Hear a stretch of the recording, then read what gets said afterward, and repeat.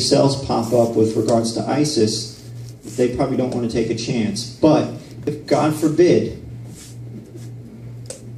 that was in the back of their minds to take over as martial law, I really don't think that any of your sheriffs or any of your law enforcement leaders, for that matter, are going to stand for it.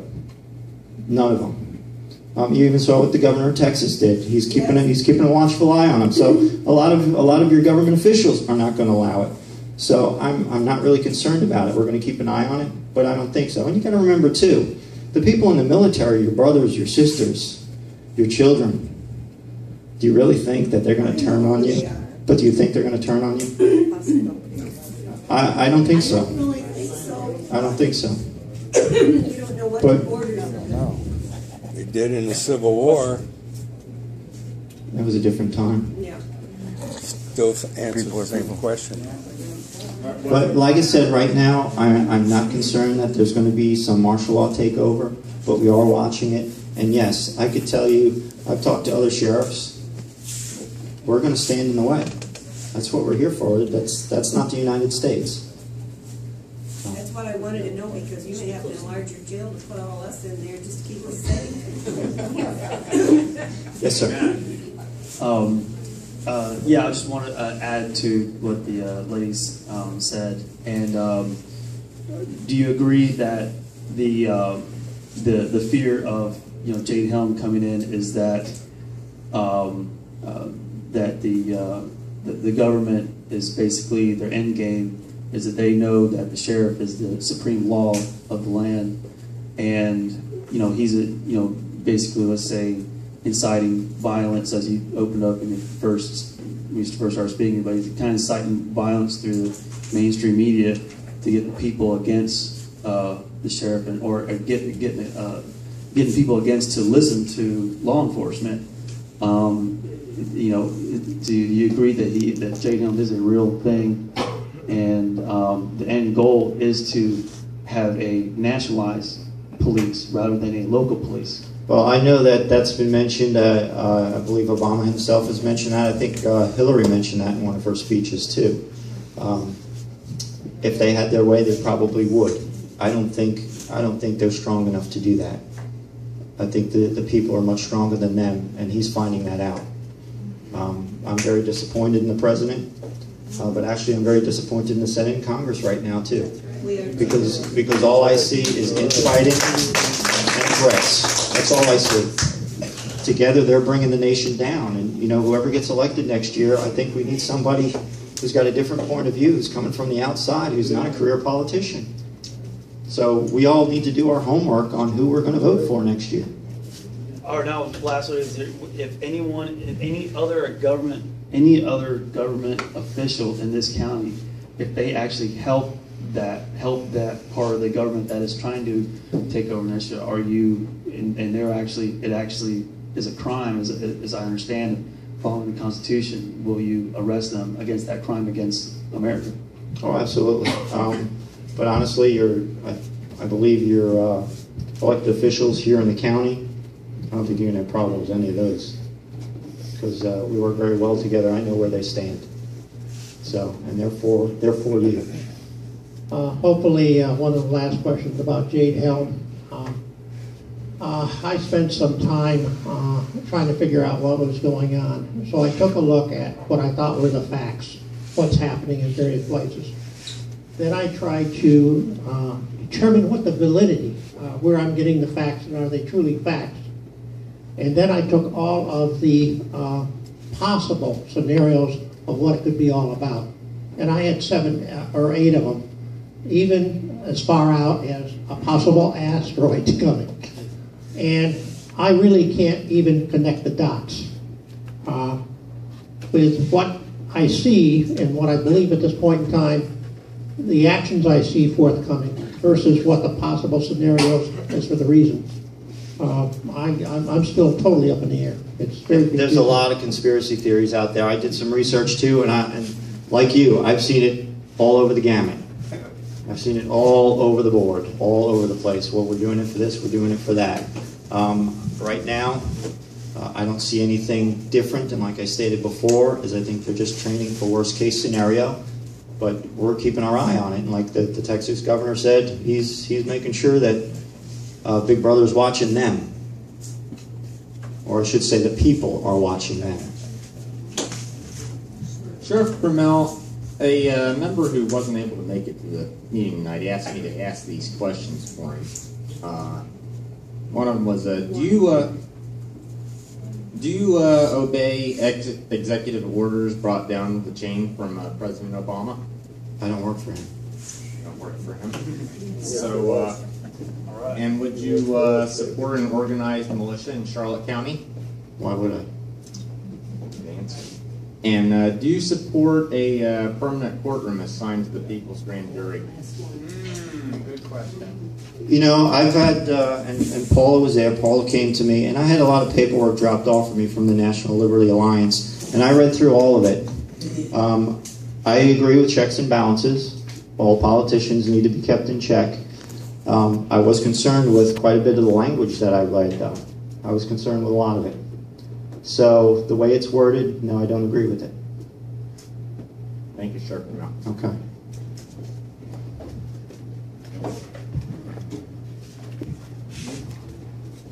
Sheriff Prummell, thank you very much, first of all, for being here tonight. And I just wanted to say that I appreciate your service and all law enforcement services. I speak on behalf of myself, but I have one brother 35 years as law enforcement, my other brother 25, and my sister was a SEAL for 25 years. So, God bless him. So I'm not anti. My question is, I have a couple of questions, if I may. I knew you One would. is this intervention. People who are caught with drugs, and I see a lot of people getting arrested for minor drug offenses like marijuana stuff. Do you have an intervention program where they can avoid all the probation, all that kind of stuff before they go to jail? That was one of my questions, because that is such a huge problem everywhere, unfortunately. Yeah, one of the things we started a few years back was called the Civil Citation Program, and right now it's for kids, it's for juveniles, that when they're caught doing various offenses, and one of them is misdemeanor amounts of marijuana. And basically they're not arrested, not a criminal record, but they have to agree to it, they have to admit to their crime, the parents have to agree to it, and they go through the NAB, the Neighborhood Accountability Board. It's pretty swift. They go through, they'll do some counseling, they'll do some community control, stuff of that nature, but it's not on their criminal record. Those who are given either a notice to appear or arrested for minor amounts of marijuana, usually first-time offenses, they're going to go through a diversion program. So the first thing is to try and fix the behavior. The second time, it may go another route. What we're kind of looking at doing here in Charlotte County, I don't know how viable it is. Leon County actually did it, but they're a college town.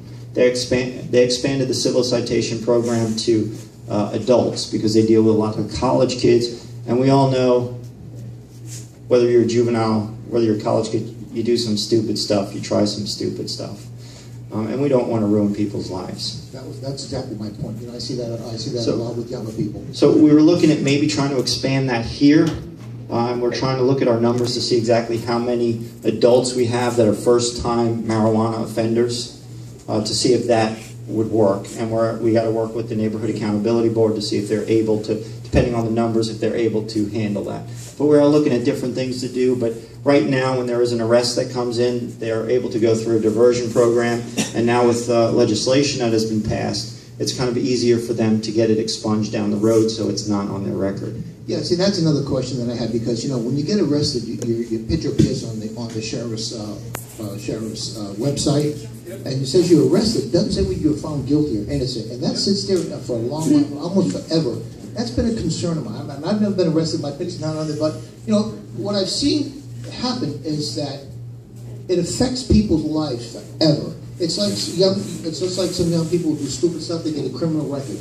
You get a criminal record here in Charlotte County, or anywhere really. Most of the say you can hardly get a job or find a place to live, and I think that's creating part of the problem for these people. They just can't find a job, and now they can't get a decent job because they have a criminal record. And is there any thought about if you get a criminal record that after a certain amount of years that it's that's taken off your record, so you can go and live a life. You know, that was just. Well, that's what the legislation kind of outlines, when it can be expunged and removed from your record, what type of crimes, how long a time after that. So Well, I mean, that's they great. have taken steps on doing that. And like I said, we're trying to look locally what we can do, because we don't want to ruin people's lives. Because, you know, it's unfortunate that it's very rare for me to get an applicant nowadays for the sheriff's office who never experimented with marijuana. It's very rare. You know, I take into consideration, okay, if you're experimented as a kid or in your college years, depending how old you are now, that I'll take you into consideration as long as everything else is okay with your background. I take a little bit different stance if I'm dealing with somebody who's well into their adulthood and they said, yeah, just a couple of years I did a little doobie. Well, you knew better. So I may look at them a little bit different than I'm going to look at a kid, because, you know, they say that the human brain is not fully developed until you're age 23 to 25. My wife would say about 50, but that's.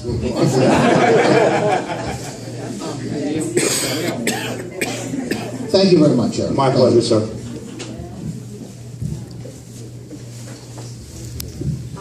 Thank you for coming, first of all. Thank you. And correct me, I have these statements that go through my brain. The first statement was, you are the chief of law enforcer of our county. So did you sign anything making that statement and really telling us this is really truly what you are, so that you can abide by the Constitution? I signed an oath to uphold the Constitution of the United States and the state of Florida. Okay, thank you. And the other one is, you said something about grants. And to me, quite honestly, is when I'm asking someone for something, usually you want something back.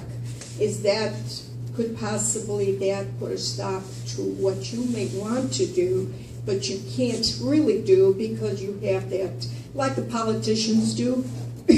No, the grant money actually doesn't do that. It's money that's out there that's available that we have to apply for in order to do certain programs, purchase certain equipment. In some cases, you can actually hire people. I don't like to hire people under grants, though, because they usually have a time limit. And that means at the end of the time limit, you need to either pick them up or let them go. But there's been no stipulations to the grants. And if there was, I wouldn't do them. But if there's money out there that I can use to get things that I need to help our community, rather than put it on the taxpayers, I figured, well, I might as well grab it, or somebody else is. Okay. And the one of the last things is, I feel sorry for you, policemen. I truly do, with what you're going through, and I'm not kidding, because you're getting it from both ends, quite frankly, in my opinion. So now, are you going through behavioral modification? Because that's what it sounds like to me. And I felt a little apprehension in not necessarily the verbiage, but just the body language or something. I don't know. I just felt. You mean when I was talking about the CIT training? Yeah. Because, well, no, it's just because, like I stated before, we have to wear so many different hats. We have to adjust. We have to train our people to do that. Otherwise, we're going to continue to have these use of force incidents, and then the public's going to view us like, the guy had a mental problem, why did you beat him down? Well, that's what we're trained to do right now. Yeah, and we have to change our mindset. And it's going to take time. This is not something that's going to happen overnight. Absolutely. But I realize that it has to be done. And we're trying to do that. And we feel for you, because it's almost like babysitting. I hate to say, I hate to use that word, but it's the only word I can appreciate think that. of. You know, this can be the most frustrating job in the world, but it also could be the most rewarding job in the world, and I love it, and I couldn't imagine doing anything else. Well, we wish you well. Thank you. He's got one. Ronnie. Yeah, I got one too. Body cameras to hold police accountable. Are you going to get them? At this moment in time, no. Why? Well, here's the thing. There's a lot of questions that need to be answered before you just strap a body camera onto a deputy or a police officer. There's privacy issues. Yeah, there is, okay? Right now, the way public records laws are, they're trying to pass legislation. Some portion of the legislation will pass this year. But if I came to your house and you're trying to confide in me in either a personal problem that you're having or that you're having with a family member and you're looking for advice, for guidance, that's being filmed the whole time. your neighbor can go down to the local sheriff's office and request a copy of that video and then post it on YouTube. Do you want that? Police that get body cameras, the complaints go down 50%.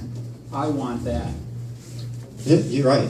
You're absolutely right. I want that. And in more cases than not, video evidence have shown that deputies did not do anything wrong more than they have. There are hundreds of thousands of police citizen contacts every year that you do not hear about. Why is that? Because everything goes right. You only hear about the fraction that goes wrong. So there's a lot to consider. I'm not against body cameras, but there's things that need to be in place before we do it. And then also the cost. Are you got to be ready to, don't roll your eyes. I'll gladly pay. Okay, well, everybody pay. It's not so much the cameras. The cameras range anywhere probably between $850 to $1,000 per camera. So that's not so bad. And you probably have to rotate them out maybe every 4 or 5 years. Because, life expectancy, technology nowadays, it's usually done when you buy it. But that's not so much the issue. The issue is the storage. How much is it going to cost to storage, and how long do you store it for? How long do you store it for? Originally, there was legislation up in Tallahassee that said they were only going to keep it no more than 30 days. Well, that's really not very long, because there's complaints that come in that people wait several months. Well, that video evidence is gone then if I went by the 30-day mark. But that legislation ended up not passing. Now, I believe it's going to come up again this legislative session, and the Florida Sheriff's Association. I'm on the legislative committee for the Florida Sheriff's Association, and we're working with our legislators to kind of come up with something.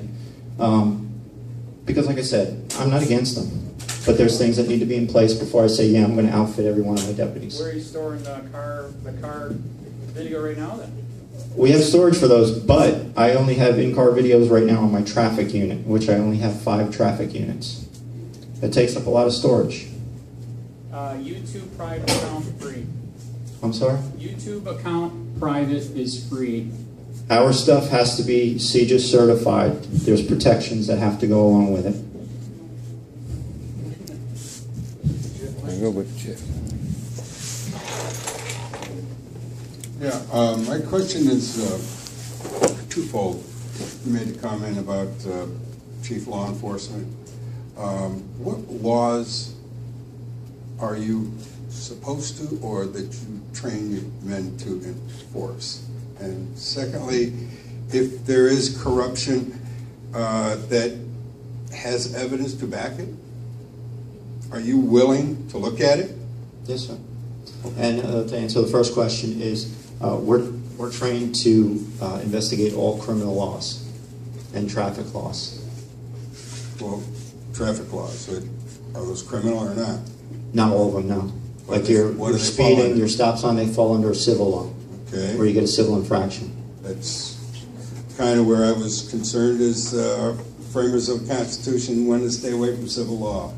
Okay, why is it such a prevalent, for lack of a better term, moneymaker for the law enforcement today? It's not a moneymaker for law enforcement. I get very, very little return on any ticket. Okay. I got a $500 receipt for a seatbelt ticket. Okay, well, you may have a $500 receipt for a seatbelt ticket, but the money doesn't come back to me. It goes somewhere. Could we get together and you tell me where it goes? Most of it goes to the state. I get a very, very small portion of it. Okay, I thought maybe you might get it back for cameras and stuff like that. No. If you would take this. Okay, members, how many would be interested in touring the jail?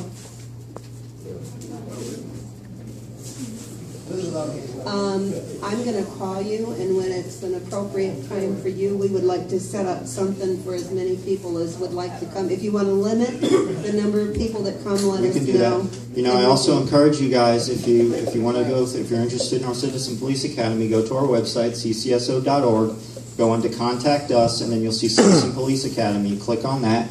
You fill out the form and send it in. So the jail is included. Yeah, and you get one of the meals too. Sounds like in kind. You get that in kind. How you doing, Sheriff? Good. How are you doing, sir? Good. One thing I've noticed, I've heard people say at times is there's not possibly ever enough police officers to cover any kind of an emergency. Some people even say if someone's going to kill you, they'll probably just come to fill out the paperwork and close the body bag. And during a hurricane or something like that, some kind of emergency like that, there's definitely not enough people. Now, you said that you asked why would you support a militia? Well, they train in medical, they train in first aid, they train in communications. Why would you not support a militia? We have mutual aid agreements with the Florida sheriffs throughout the state. I have some mutual aid agreements with some of the local police departments too. So if I'm in need, I can request help from them. And that's what happened during Hurricane Charlie. We had a lot of, were you here during Hurricane Charlie? Yes. Then you probably noticed there were a lot of out-of-county law enforcement here helping us out. They were directing traffic. They were helping with some search and recovery. So if God forbid something like that ever happens again in Charlotte County, which God, I hope it doesn't. But if it does, I got resources. But these people are already here, but again, the question is why would you not support them? There must be some reason. But also too, is say, we'll use the hurricane for an example. A lot of people's lives were in shambles, including a lot of my deputies. So a lot of them weren't in the right state of mind to go out there and do it. So it was kind of nice to have people who weren't affected to come in and help us out. Sure. But still, the question, why would you not? You're saying that you have other help, but why would you not support a local militia? I just don't support it. I don't see a reason for it. I have resources if I need it. But there's no reason why not either then, right? You don't have any reason for it. I have resources if I need it. That's my reason. I don't need to. Okay. Thank you. Joe?